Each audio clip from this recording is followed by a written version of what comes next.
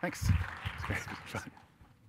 Hey, what happened to all of the baby pigeons? Where did they go? Who came after the baby pigeons? Was it something that we did? Was it you not recycling? Was it you throwing something away? Humanity uses 60 billion tons of natural materials each year to support our society. The chairs that we're sitting on, the rooms, the buildings, tons of coal and trees and rocks ripped from the earth. And that has nothing to do with the baby pigeons. This, actually, once you see that, you can't really unsee it. That is a baby pigeon. Not the prettiest thing in the world. A baby pigeon is actually called a squeaker. Makes it a little cuter. And a squeaker is also known as a European rock dove, a baby European rock dove. And in Europe, they used to grow their nests or place their nests in little rock outcroppings, which they do in cities as well. And they raise their young in their nest for a long time, way past this age, so that when they actually come out and you see them on the street pecking, playing their important role in the ecosystem as a flying rat, they're fully formed. They don't look like this. They don't look like babies. So there are baby pigeons. They're just sitting in their nests getting ready to come out fully formed. And what I want to suggest to you over the next 40 minutes or so is that although some of the data I'll present and that you've probably seen over the last few days is pretty dire and suggests that what we have arrayed against the problems before us may not yet be adequate, I think we have a baby pigeon problem here. We have actually the fully formed idea. We have the fully formed solution. It's just still in the nest. It's still getting ready to come out. And kind of before our eyes, in a way that will seem miraculous at the moment, those fully formed pigeons, flying rats, will come out. And that makes me pretty hopeful, actually. I flew here on a plane, and this was on the seat in front of me. Fasten seatbelt while seated. Things could get bad. Use bottom cushion for flotation, or things might get worse. And when you think about climate change, that's kind of it, although it's a little worse. Things are getting bad, and things may get worse unless we do something about it. And that's probably a pretty fair way for us to kind of grab onto the challenge. And for you kind of climate science nerds like me, you've probably been looking at this chart, which, if you'll allow me, is something kind of important for us to know and grasp. But this is the Earth's atmosphere. And some new research has shown something that's really kind of troubling. The tropopause, which you'll see above the troposphere, is the place that usually stops vapor, water vapor, from the troposphere from getting into the stratosphere. But because of high elevation Rocky Mountain storms that have been supercharged by climate change, they're super hot, water vapor is passing through the tropopause into the stratosphere. And that water vapor is reacting with ozone-depleting chemicals in the ozone layer and actually strengthening their reaction. So we're actually seeing a depletion of the ozone layer because of climate change.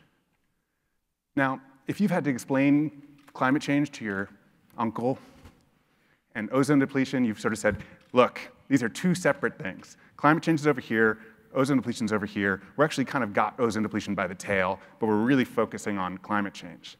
And this new research that's really, really focused on the Rocky Mountains right now, but we think may actually be applicable across the Earth, suggests that we're seeing these synergistic effects that are going to affect a lot of different Earth systems. And I share it with you partially because I think it's worth knowing in this sort of level of detail, but also because this is not something that we can communicate widely and broadly. I mean, save the tropopause. It's not exactly a message that we can really get out. But we very well see the tropopause being degraded, or at least becoming more aqueous. So what do we do about it? A great action led by 350.org and Sierra Club to basically encourage people to start using civil disobedience or to continue. And I know there's other people in the audience who participated in this action. But a number of us locked down in front of the White House at the beginning of this year, and that's continued in state capitals all over the place to basically say, we need to ramp this up. And if there's a moment for civil disobedience, perhaps this is now. Perhaps we can actually speed up the level of activism that we have to raise the alarm. Because at some point, if you know the facts and you're aware of them, to not take that type of action, you begin to ask, well, when? Like, when is enough? And I'm not saying that's the only method for activism. I mean, being arrested, being hauled off in chains is not exactly a great, it's not necessarily what we want to be doing. So sell out. No. So try something else, right? This is what I think was mentioned a little bit earlier, work I did with Walmart. And when I did it, I started working with them, this was kind of the reaction. You're a sellout. You know, we can't work with companies, particularly companies like Walmart. And I remember the first time that I got a call from Walmart asking if I wanted to help. And it was like, hello, this is the devil on the phone. I'm like, oh, really? You're calling me? What did I do to deserve this? And my first reaction was, no, I cannot work with these people. I have my integrity. I know who I am. And I can't lower myself. And then I kind of heard myself talking and how ridiculous that sounded. Here is the world's largest corporation supplied by 60,000 of the world's largest companies, saying, well, what if we actually approach 3 different challenges? The first being, and these are the 3 goals they set at the time in 2004, 2005, being 100% powered by renewable energy, producing 0 waste, and selling only sustainable products. And when I actually really kind of ingested that idea, I began to sort of salivate, like, wow, what if we could actually do that? And 7 or 8 years later, it's kind of a mixed bag. I mean, what I'd say to you is that what Walmart has done is taken the kind of stigma away from sustainability as being just something that's about people getting arrested in front of the White House. And instead, allowed it to be a conversation about running a good business. That it's not just the sustainability of the earth we're talking about, but the sustainability of any good business. And that, 7 or 8 years ago, was kind of very contested territory. And today, it's actually widely held, which is, I think, pretty good. Now, the challenge, of course, is not to let Walmart or any other company rest on its laurels and say, how do we actually push it farther, faster? Because the challenge I laid to you before was looking at 60 billion tons a year pulled out from the Earth, which would mean we'd need something like 3 Earths to survive at a 9 billion person population.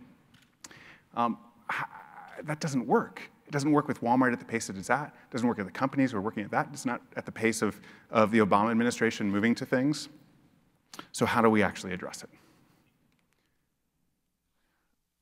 After I started working with companies, I was approached by a record company, a music company, just to give you a sense of what kind of suppliers responded to this sort of thing. And this was about 2008, so kind of right past that peak of that mountain where CDs were beginning to decline. And he said, we want to build a sustainability program. I said, that's great. What do you want to do? He said, we want to make our CDs out of bamboo. Great. Bamboo. Yeah, that's awesome. Fast growing, replenishable. But you've heard of Napster. Yes. Heard of peer-to-peer file sharing. Yes. You understand this is going to be a growing phenomenon, right? Like, this is not like great music industry knowledge. This is just like, everyone knows that. Yes. So why don't you just get rid of CDs? Kind of an option. And he said to me, I'll just never forget, he said, and it's kind of when I said it, you could sort of see the veins pop out of his neck. And his knuckles turned white, and he said, over my dead body will we not be selling physical items at blank record company. I mean, they pulled his not quite dead body out of that company about 2 years later when you saw that crash as the industry halved itself in a very short period of time. The reason I point to it is that when I talk about business sustainability, these are opportunities for businesses to actually survive and transform and move with the times. This is not just about decorating. And I love bamboo, but that's not the challenge that they actually had. That would have gotten them some PR points. It's maybe thought of as a green company, but wouldn't have actually solved their core challenge, which happened to actually be the better thing for the environment as well. So let's talk for a second about how we got here. Via the TV dinner. This is a very large TV dinner. My narration must be very helpful for you. Okay, so the TV dinner was invented in the 1950s by a guy by the name of Jerry Thomas, who was working for the Swanson's company. And Swanson's had a challenge. This was, at that time, it was a restaurant supply company. They had ordered too much turkey for the Thanksgiving holiday. They'd ordered thousands and thousands and thousands of extra turkeys that no one ordered. So they put them on refrigerated rail cars, which was the cheapest way to keep things stored and cold at the time. But they could only really be they only really worked while they were moving. So they started spinning them around the country and having debates about what they should do with all this turkey. So November ends. What do we do with the turkey? I don't know. What should we do? Maybe people will eat it at Christmas. Christmas happens, it ends. They don't eat the turkey. So they're in January now, and they have frozen turkey spinning around the United States. Maybe we start a holiday. We call it Turkey Day in January. No, that's stupid. We can't do that. And it keeps on going on and on. And this enterprising young salesman named Jerry Thomas said, well, when I was in the military, we had these little mess trays, and there's this new flash freezing technology invented by Clarence Birdseye of the peas to freeze things quickly. And there's this other thing that's happening. There's television, right? People are in line watching televisions in the windows, and it's the sort of dawn of the television age. And he puts them all together and comes up with the TV dinner. It's a beautiful idea. In the first year of TV dinners, they sold 10 million units. Imagine 10 million at that time. Within 5 years, they'd sold 300 million. This became the kind of the icon of the times. And what I want to suggest to you is that we can learn something from the TV dinner about the way that we saw resources at that time and how we'll actually have to think about them in the future. See, what Jerry Thomas brought together was 3 different changes. First, a change in resource, free resources. There's free turkey, we've got to do something about it, which was very much the 20th century, right? We have free resources, let's figure out how we use them. And as we go into the 21st century and the 22nd and beyond, we'll have fewer and fewer of those. There was a change in society. And the change in society was that after World War II, lots of women came back and joined the workforce and stayed in the workforce.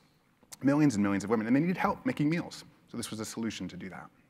And the final thing was a change in technology. And there were 2 of them. One was this freezing technology by Clarence Birdseye, but the other was television. And it really changed the context for how people were addressing the food they were eating and their context. Now, what I suggest to you is that we're still kind of living in the TV dinner age. And what's beginning to happen, and we're seeing right here in the exhibition halls, in the conversations, and the people sitting next to you, is the next generation of ideas that are changing from the same type of criteria, but in different contexts. Now, instead of having lots of free resources, resources are getting more expensive. Now we're having more technological change, even faster, right? I mean, it dwarfs the jumps that we were having in the 1950s are being dwarfed by what we're seeing now. And we're seeing massive societal changes that are great opportunities for us to actually respond and move. So I think that's a hint to what we need to do. The challenge is that our brains are still both evolutionarily and from a very practical sense, evolved to go toward the TV dinner. Let me explain. This is an ad from Wanamaker's.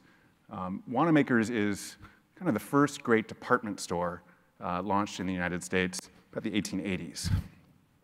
And Wanamaker's was tweaking a very peculiar part of the brain, what we might call the dopamine D4 receptor, the novelty-seeking gene. And if we just take a moment to kind of summarize the history of the world, 4.5 billion years ago, boom, world born. Next 3.5 billion years, it's single-cell organisms. A billion years ago, you begin to see kind of multi-cell organisms, sea sponges, just little things without brains, congressional Republicans, that sort of period of time. 500 million years ago, fish. 200 million years ago, mammals, dinosaurs. Really 25 million years ago, the first hominids. 2.5 million years ago, the first Homo sapiens, kind of things that look like modern humans, but really 200,000 years ago when we first saw humans. In a period of great migration from Africa, about 40 or 50,000 years ago, we began to see the development of this novelty-seeking gene, of the dopamine D4 receptor.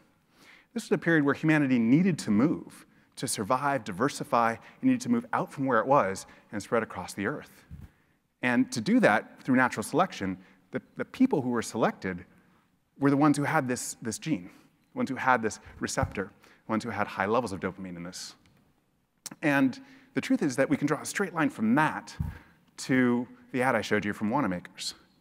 Because what Wanamaker's was trying to say was, look, human, new, get it now. We're going to stoke that. And when you think about all the advertising and marketing you see, it is all about that. The most powerful word in marketing is new. Oh, it's new, I got to have it. Why? I don't know. It's just new. And what we've developed is what we might call this sense of neophilia.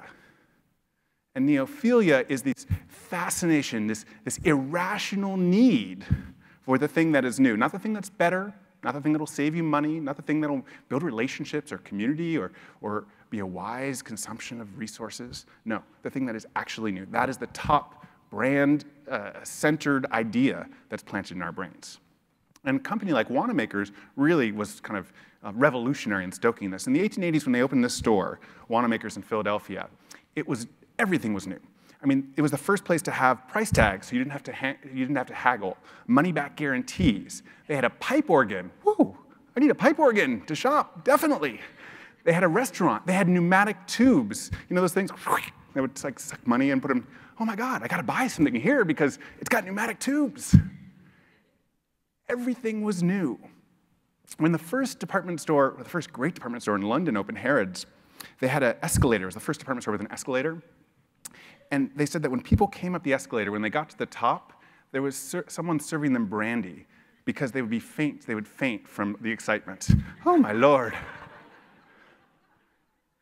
I was like Crocodile Dundee, right? This didn't just happen. This was a plan by savvy marketeers to get us to do things. And it continues. This is the Titan 6-bladed razor. Now, gentlemen, I'll speak to you here. You know those days when you wake up and you go, oh, my boss is just in a fit. I can't have 5 blades today. I need a 6-bladed shave. I mean, why is 6 blades better than 5? What difference does it have in a functional base? I mean, none whatsoever, right? But it's newer, it's bigger, it's got 6. 6 must be better than 5, 5 must be better than 4, 4 must be better than 3. Doesn't say anything about whether it shaves better, whether it lasts longer. Now, if you had to think of a fruit or a vegetable that had the best possible packaging, what would it be? And what's something we could really, we need to improve, Because you hear, I mean, it's really underreported, but there's a lot of carpal tunnel that comes from banana peeling. It's a really serious issue we should consider. Yeah. There's actually, if you're ever interested, a whole catalog of these kind of useless inventions that's widely available. Which I'll show to you soon. But this is an art piece by an artist I love named Plastic Jesus. I don't know if you can see it, but this is he went into 5 LA area Best Buys and put these boxes over them, and it says, useless, plastic box 1.2. Another gadget you don't really need. Will not work once you get it home. New model out in 4 weeks. Battery life is too short to be of use. $99.99. I like. This is that catalog of wonderful things. It's called Sky Mall. And of course, the wonderful lady in front is wearing the slanket. Not quite a jacket, not quite a blanket, the slanket. It's what I need because it's so much effort to wrap myself with a whole blanket. Oh, it's awful. And I also need a 72-ounce coffee mug because now that I'm in my slanket, I just want to be here forever.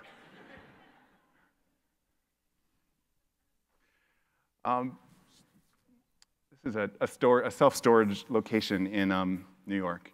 Material possessions won't make you happy, or maybe they will. And so you could just store them with us. Makes it super easy. We get here to our conversation around peak stuff. Now, from an ecological standpoint, the Earth clearly can't support us consuming resources at the level that we are. So there are kind of certain factors that get back. Prices go up for certain resources. They become harder and harder to get. And we begin to react that way. But there's other constraints that we're seeing at a much more local level. For example, clutter, filled closets, filled trunks, garages. Self-storage has gone up by 1,000% in the United States in the last 30 years. It's exploded. It's rapidly growing. In San Francisco, where I live, the Hostess bakery plant, which employed 300 or 400 people on Potrero Hill, is now a self-storage plant. So we're taking jobs in the middle of the city and turning into storing our stuff, doing absolutely nothing. Self-storage is a sign, a symbol of what happens when you consume too many things. And perhaps for the first time in human history, we're seeing people deal with the challenges of having too much stuff rather than too little. And remember that dopamine D4 receptor, we are built to find and store food, resources that we can survive hard winters and harsh challenges. So now, when we can get everything cheap, easy, free, available, we have credit, we're still over-consuming. And it's not just a challenge of kind of spirit, where you see yourself cluttered with things, complicated, I've got to deal with all that stuff I have. It's also a psychological challenge. The DSM, the Diagnostic and Statistical Manual of the American Psychiatric Association, which was just released last year, is this year, the new model, which happens every decade or so, it included hoarding as a mental condition. Because hoarding is actually more and more becoming a characteristic condition of the American people. And all of us have too much self-loathing, but this is actually a serious condition for people where they're actually drowning under the debt, the stuff, and of all the things that they're getting. This is not something that's just on the side. We are seeing a very real challenge that's connected to this sense of peak stuff. And we've always seen peaks in other places. We've seen peak car being hit. In California, in London, you're seeing things like in California, fewer and fewer people are applying for driver's licenses right now, which is amazing. 16-year-old, why don't I want to drive? In London, you're seeing car driving go down rapidly. And what I'll suggest to you is that we're on the verge, perhaps a baby pigeon moment with stuff as well. We're beginning to see that we have too much of it, and we're paying a huge price. Other people are figuring this out much more rapidly than Americans. This is Dharavi, a slum in the middle of Mumbai. Million people living in a very tiny space, about 520 acres. This is where Slumdog Millionaire was filmed. And most people look at it and they see the sanitation issues, they see poverty, and they think, well, there's nothing really here. But truthfully, I'd say to you that the society here is incredibly well developed. There's over 500 different types of recycling industries here. There was a place I visited that actually recycled the plastic speedometer numbers for Volkswagens, just on the plastic thing that's behind them. That's all they did, which would be thrown out here. But there are certainly challenges. This is the main water line of Mumbai, and it's one of the places where they collect garbage and go through it and sort it. But I want to introduce you to a woman named Sabana. who's part of a saving circle. And Sabana, working with Slum Dwellers International, has set up a very simple organization in her block. About 30 families get together, it's all the women in those families, and they have a little saving circle where basically, since they don't have access to formal banks, they save money on their own. So one woman volunteers each day to go around and just collect a little savings from them. Sabana's husband is a rickshaw driver. They make about 500 rupees a day, which is a pretty good salary. She saves 100 rupees a day. I mean, I don't know who here saves 20% of their salary, take-home salary. She is. It's actually kind of working. They have 3 ideas that sit behind these saving circles. First, that you save every day. Every day you save money. Second, that you survey your community. You really know what's happening.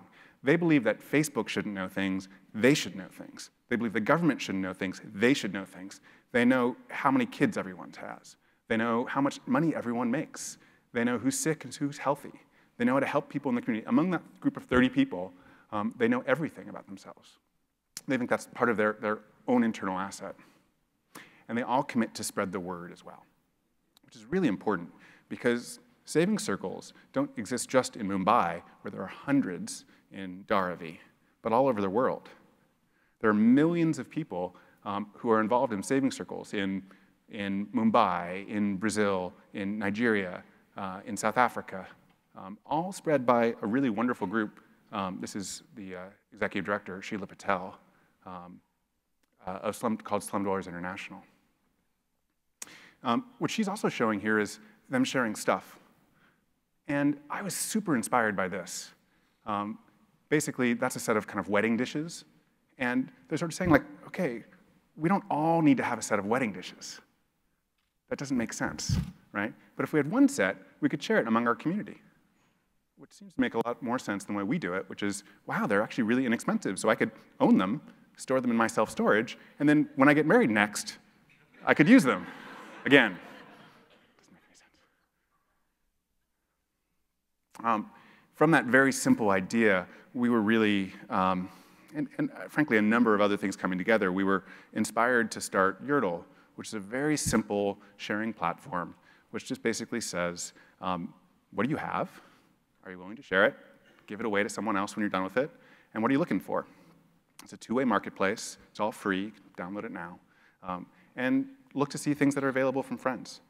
Because the question I guess I want to ask is, can we take about 25% of the things that we're buying right now and find them not from another store for cheaper, but from a friend where it's sitting and not actually being used, not actually being utilized? Can we find a way to take all of that adventure gear that's sitting in self-storage and get it out adventuring? I mean, a tent does not want to be on a shelf. It's sad on a shelf. It's lonely on a shelf. It's not fulfilling its purpose. And it's incredibly expensive for ourselves economically and for the planet ecologically for every time you want to go camping to go buy a new tent, which sadly is roughly what we're doing right now. This is a coffee maker that I found a picture of because Shepard, who I don't know if anyone saw him yesterday, Shepard gave me for my wedding, which was really great. And I kind of liked it because, you know, a friend gave it to me, it sort of meant to me. And one day I woke up and it said error 2 on it. Error 2, oh no, what does that mean? So I looked at it, I looked for a reset button. This is me fixing things. No reset button, so I Googled error 2. And I found error 2. Error 2 meant your coffee maker is broken. It is time to be replaced. Which seems sort of ridiculous, right? We get to our larger point is that things are not designed for reuse at this point. And one of the challenges that we found in Yurtle is that so many of the items that we wish to pass along that are perfectly good, that probably needs a chip changed, it's not a big deal, are not made to be. They're actually designed for obsolescence instead of designing for reuse. But I posted it, that I needed one, and I can change. Let's go back one. I found this coffee maker, which is basically the same, from my friend Kevin Arnold, and that's my coffee maker now. The point is, this is not rocket science, right? This is a very old and simple idea, but it's a way that we can actually begin to save, not just money, but build community and save ecological resources. When I said this is an old idea, this is a poster celebrating the work of Dieter Rams. And Dieter Rams is I think one of the great designers of the 20th century. He was the lead designer for Braun, Braun kind of household appliances. And this was one of his themes, less but better. And way before it became kind of hip to be ecologically conscious in terms of design, he saw that as a core of what he was designing. And kind of interestingly, Dieter Rams is probably the kind of the icon of Johnny Ive from Apple fame. And it's interesting that it didn't all necessarily pass on to Apple, unfortunately. But there is a design framework for this. And we can make these things that may not actually be as super functional in the way of those hyper functions that we may never need, but that we can actually use and reuse with glee. Which brings us to cats. One of the facts I learned this last year that made me very happy was that all mammals, birds, things with hearts, basically have the same number of heartbeats. It's kind of amazing, in their life. So a cat has roughly 1.18 billion heartbeats in its life. A human, which actually lasts longer, we actually last longer than other creatures, other mammals, we have about 2.21 billion heartbeats. Actually, I found a little chart that this is some great work by San Jose State. And the way you figure it out is that a human has a heart rate of roughly 60 beats a minute, and you multiply by the number of years, longevity, and you figure out the product, and that figures out your heartbeats. So a cat has about 150 heartbeats a minute, lasts about 15 years, which creates about 1.18 billion heartbeats. Small dog, sorry for you dog lovers, about 500 million heartbeats. A chicken, for you chicken lovers, good news, 2.17 billion heartbeats. It's kind of incredible. Giraffe, about 0.68. Small dog and giraffe, about the same. I don't know why. There is a very limited number of heartbeats we all have, which is roughly equivalent. And our rough challenge collectively is to figure out how do we solve these mega challenges, saving the tropopods, saving us from the challenges of climate change and a dysfunctional government against the tools that we have in this very short period of time. And if there's a way for me to summarize what I've seen here in this exploration, this grand gathering of people all combined with one simple mission to say, what can we do about it? Is that actually, I don't know, I'm going to bet on us. I'm going to bet on the number of heartbeats that we all have to spend on these challenges. And I'll have to tell you, just like my path has been just wavy, right? I mean, going from activism to companies, to entrepreneurial companies, to writing, all that, I think we all probably need to do a lot of changing exploration and frankly failing in that process. Because the story is not going to be written about actually all the things that we failed to do in the process, but God knows we need a lot of those failures to figure out how to solve that challenge. So I'll hand you this number, because it's the best that we actually tried to figure out what percentage of things do we not need to be buying right now? How do we cut out a major bit of our consumption, not just by working at the edges, but just by talking to people more and connecting more. One of the things I kept on finding working with big companies is that I'd be making packages a little bit smaller, or taking a little bit of plastic out of stuff, or making things a little bit more efficient, but people would still be buying more of those same things. And really, something that's bad in the aggregate, more of it, a little bit less bad, is still bad. So we actually need to find a way to get to less but better, fewer things. Now, some companies are beginning to design this way. Some are not. A good example for me of a company that's not doing this, or frankly a whole industry, is the personal printer industry. Raise your hand if you actually have an extra computer printer at your house that you're not using right now. Wow. So I see about 10 to 15% of this entire audience has an extra computer printer. I mean, it's absolutely ridiculous. It's just a hunk of junk as soon as it's sold to you, right? It costs, generally, the cost of one printer cartridge costs as much as the entire thing when you buy it. 18 months after it's sold to you, they stop updating the drivers. So you can't use it. You just can't use it, right? And even though all the plastic and the pieces are all functional, it is just like that error to coffee maker. Now that should be completely unacceptable to us. And we should say, that's not right. But the only way it's gonna work is if we stop buying those things and start circulating them among ourselves. And that's why I wanna really kind of hit on this 25% goal. When we started thinking about how we would actually follow the model of Darby, when we built out Yertle, we just went around to people's apartments and said, hey, what type of things do you have that you're like, we were looking at studio apartments in San Francisco to start, that you're kind of done with, ready to get rid of, or that you kind of think a friend might be interested in borrowing. Like, how many things do you think you'd have? And people would say, I don't know, like 15 or 20. The first woman said that, and I said, okay, we're gonna come back and just take a picture of all the things that you think you had. And the first woman, when we did that, we found 270 items in her small studio apartment that she was actually wanting to get rid of, just wasn't using, or that she thought that other people would really want. Including, my favorite part, was she had an electric hedge trimmer. And there was like no hedge. And someone had left it and she didn't want to throw it away, so it was sort of there. And then we went kind of to her friends in the same neighborhood, part of the kind of lower Haight, and said, well, do you have anything?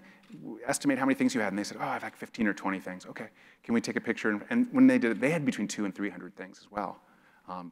So a lot of stuff. I mean, just think about what's on your shelves, what's in your closet, that junk drawer in your kitchen.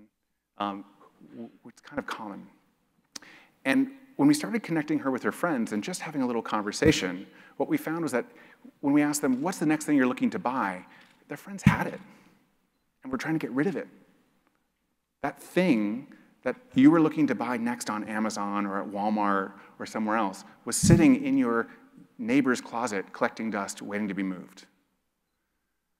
And what I'll suggest to you is hitting a 25% goal could happen right in this room, right now, right in Austin, right in San Francisco, right in any of the cities that we're all coming from here, just by connecting us, just by opening up some information and sharing it, which is the simple mission that we've set out for us in Yertle, but ultimately doesn't need to happen through an app or a website. It really should happen through a conversation. It really should happen by friends talking to friends. And instead of rushing out to buy the new thing, just connecting with someone else and finding a way to not get stuck with products like computer printers that are just useless in filling up our lives. And when we do find things like computer printers, to push back, to make companies not carry them, because no retailer should be carrying a computer printer that's a useless piece of junk that they know that they're tricking you to buy a new one right after. So I encourage you to try it out.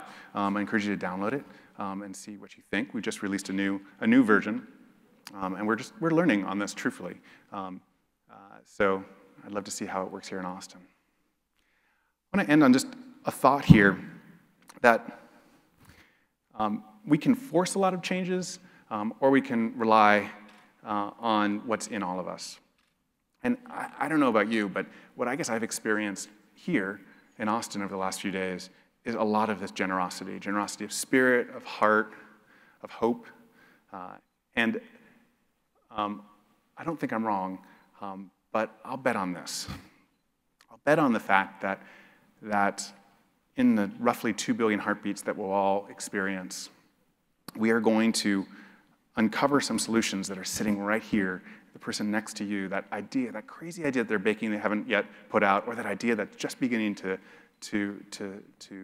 show its head.